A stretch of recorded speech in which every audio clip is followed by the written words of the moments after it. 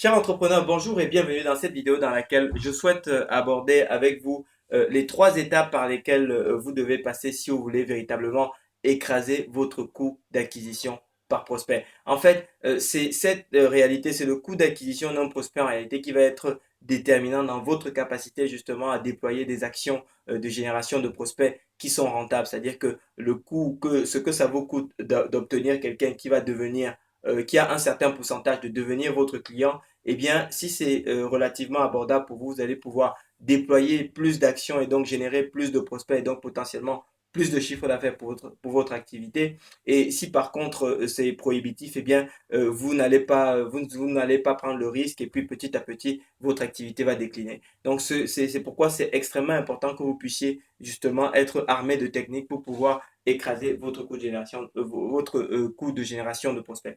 En fait, pour pouvoir y parvenir, il y a trois étapes extrêmement simples que je vais vous présenter tout de suite. La première étape, c'est d'abord de rentrer dans la culture de la mesure de votre coût d'acquisition de prospects. C'est-à-dire que il y a un adage qui dit on ne peut améliorer que ce qu'on mesure. Donc, à partir du moment où, si vous n'êtes pas dans la culture, si vous n'êtes pas obsédé par la mesure de ce que ça vous coûte d'acquérir un prospect, vous ne pouvez pas améliorer cette performance. Donc ça, c'est la première chose. Et une fois de plus, beaucoup d'entrepreneurs fonctionnent de façon très opportuniste et de façon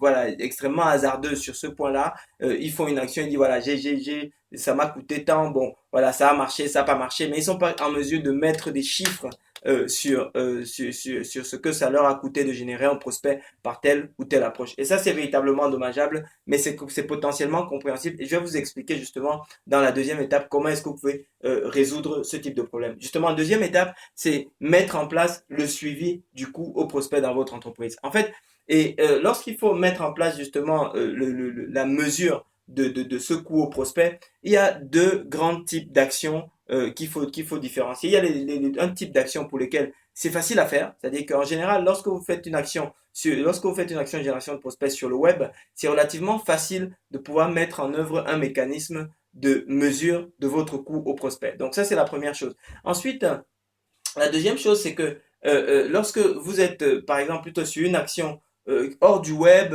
une action média ou hors média, ou une action de marketing direct, ça devient un petit peu plus compliqué, mais ça reste possible. Et pour ça, c'est la raison pour laquelle vous devez être obsédé par une question chaque fois que vous êtes en contact avec un prospect, c'est comment est-ce que vous nous avez connus. C'est le fameux comment est-ce que vous nous avez connus que vous pouvez trouver sur certains formulaires ou quand la question qu'on peut vous poser dans certaines entreprises. Il ne faut pas qu'il y ait une seule personne qui rentre en contact avec votre entreprise sans que vous ne lui demandiez comment est-ce qu'il vous a connu. Donc ça, c'est absolument indispensable, c'est absolument vital. Vous devez mettre en place cette question partout dans votre entreprise. Et vous allez dire, oui, peut-être je le sais, mais je suis sûr que comme beaucoup d'entrepreneurs, vous n'allez pas le faire, mais ça, c'est votre responsabilité. Mais ça, c'est ce qui va véritablement vous permettre de mesurer ce que vous coûte l'acquisition d'un prospect et donc de pouvoir améliorer cette variable. Donc ça, c'est la deuxième chose. Alors, lorsque vous faites des actions de marketing direct, ça, vous pouvez rajouter un coupon, rajouter un mot-clé qui va permettre de faire en sorte que vous savez quelle est la source du prospect. C'est-à-dire que rajouter par exemple un coupon que les gens doivent rapporter si vous êtes dans un commerce, etc.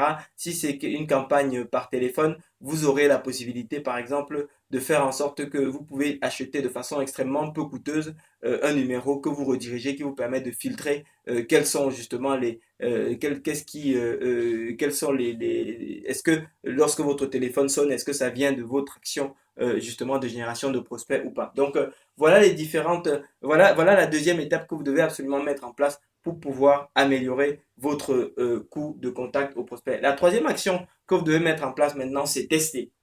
Et lorsqu'on parle de test, en réalité, il y a une règle que vous devez garder en tête. C'est que pour tester une action de génération de prospects, il faut avoir l'approche suivante. Imaginez que votre action, c'est une forêt.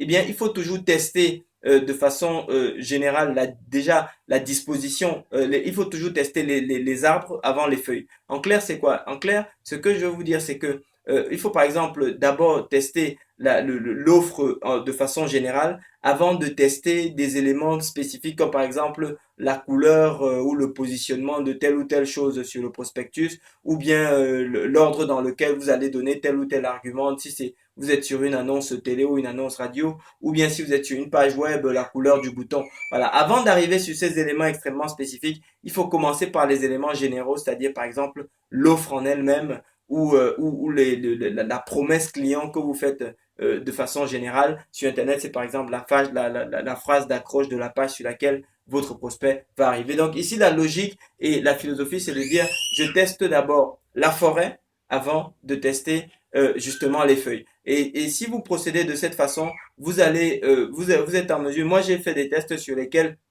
j'ai multiplié mes résultats par 5, sur lesquels j'ai multiplié mes résultats parfois même jusqu'à par 12 sur une offre qui, pourtant, si j'étais resté sur l'offre de départ, je n'aurais gagné finalement que un douzième de ce que j'aurais généré. Donc, trois étapes pour pouvoir écraser votre coût au contact. Première étape, rentrer complètement dans la philosophie de la mesure de ce coût au contact. Deuxième étape, mettre en place des outils de mesure. Et puis, troisième étape, tester.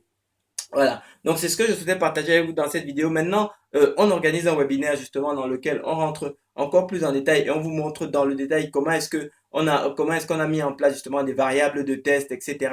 sur des actions de génération de prospects et justement sur ce type d'action, sur cette action sur laquelle j'ai réussi à multiplier par 12, je vous montre dans le webinaire, je vous montre dans le détail quelles sont les variables que j'ai changées et comment est-ce que je suis arrivé justement à ce résultat où j'ai pu maximiser le retour sur investissement sur cette campagne de génération de prospects que j'avais mise en œuvre. Donc, ce que je vous invite à faire, c'est soit de vous inscrire à ce webinaire si ce n'est pas déjà fait, mais si c'est déjà fait, eh bien, de bien bloquer le temps nécessaire dans votre agenda parce que vous aurez besoin de toute votre attention pendant ce webinaire où on va vraiment aller du point A au point Z de la génération de prospects pour votre entreprise. Merci de votre attention et je vous souhaite très bon succès dans vos projets. Merci.